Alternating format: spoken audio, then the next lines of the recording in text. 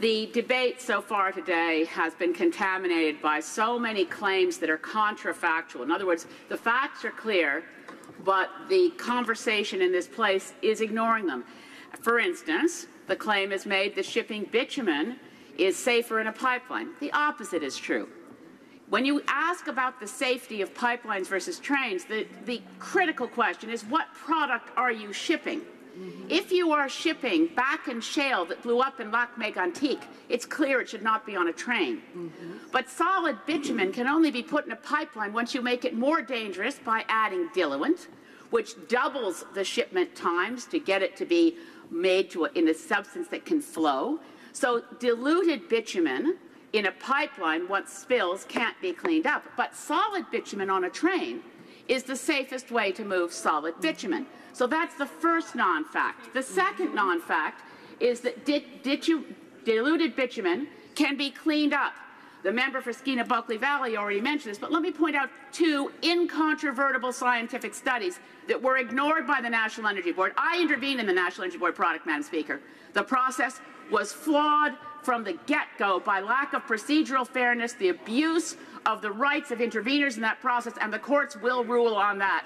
But I do need to say, Madam Speaker, the National Academy of Sciences in the United States, their premier scientific body, the Royal Society of Canada expert panel, both found that bitumen mixed with diluent does not, at this point, have any science to justify the claim it can be cleaned up. It can't. It still isn't cleaned up in the Kalamazoo River in Michigan, and the minister, no matter how much we now hear from Liberals, what we used to hear from Conservatives, the very well-modified and modulated Kennedy-esque tones do not make non-fact facts. The honourable member for Saanich Gulf Islands. Thank you, Mr. Speaker, and I'm privileged to be able to put a question to my friend from Caribou, Prince George, and he is my friend. I don't say that merely out of niceties. We're friends. But I don't agree with him that this project is in the national interest. And in fact, I think it's important for Canadians to know that when the National Energy Board reviewed the Kinder Morgan project, they refused to hear evidence from Unifor, the largest union representing workers in the oil sands. They refused to hear evidence from Unifor because the National Energy Board ruled that jobs in the economy were outside their mandate in reviewing the project. So it can't be said that the economic impacts of this project have been reviewed. Now, it's interesting to know that what the Unifor wanted to present to the National Energy Board was evidence that the Trans Mountain Pipeline, Kinder Morgan's expansion, would hurt Canadian jobs, would cost us Canadian jobs. And this is why, and I want to ask my honourable colleague, if he doesn't agree with me, that we should follow the plan for expansion in the oil sands, the plan for development of the oil sands that came from Peter Lougheed. That was the era where the idea was put forward that Alberta's economy would benefit from mining bitumen and processing it in Alberta. The reason it will cost Canadian jobs, according to Unifor, is that shipping out raw bitumen to refineries in other countries will hurt Canadian jobs and will actually lead to the closing of the Chevron refinery in Burnaby because they do not have the capacity to process raw bitumen. Why do the Conservatives prefer creating jobs in other countries to refineries in other countries rather than process the material and create jobs in Alberta? Honourable member for Caribou, Prince George. Well, I thank my honourable colleague for her question, and as she mentioned, she is a friend, and from time to time, her interventions are interesting. They're well thought out, and always enjoy hearing her in the House, Mr. Speaker. Mr. Speaker, look, I can't speak to the comments that Unifor said and their position on Kinder Morgan. Not going to talk to that.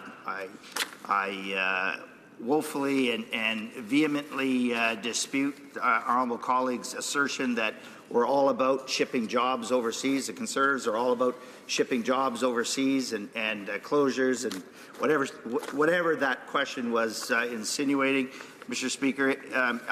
Clearly, Mr. Speaker, the Conservatives are all about free trade and making sure that our suppliers, our producers within Canada are able to access every market possible, creating jobs not just great paying, or not just jobs, but great paying jobs right here in Canada to ensure that our products get to market, whether it is home Thank or you, abroad. Mr. Speaker. My honourable colleague from Tavik-Maktaquat, with all due respect, as a member of Parliament for Saanich Gulf Islands, where my constituents are overwhelmingly against this project, where I intervened before the National Energy Board on their behalf, I went through all 23,000 pages of so-called evidence from Kinder Morgan. I'm going to tell you without a shadow of a doubt that most of what's being claimed in this House is nonsense.